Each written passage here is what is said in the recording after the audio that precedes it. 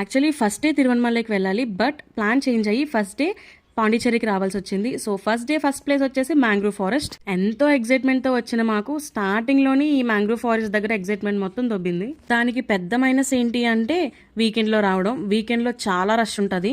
So mangrove forest దగ్గర only వెయిటింగ్కే 3 hours అయిపోయింది మాకు. దట్టు రీల్స్లో చూపించినంత బోట్కి 200, 300, 350 అలా ఏం ఉండదు భయ్యా. ఇక్కడ ఓన్లీ వీకెండ్స్లో వస్తే పక్కా 450 to 500 అంతే ఫిక్స్ అయిపోండి. ఇంకా మనకు వీకెండ్లో తప్ప నార్మల్ టైంలో టైం దొరకదు. 3 hours వెయిట్ చేశాక బోట్ అయితే వచ్చింది. సో బోట్ ఎక్కేసాము. సైట్ సీయింగ్ అయితే సూపర్ ఉంది భయ్యా. ఇక్కడ కూడా కొంచెం మైనసే. 5 places చూపిస్తామని చెప్పి 3 places చూపించారు.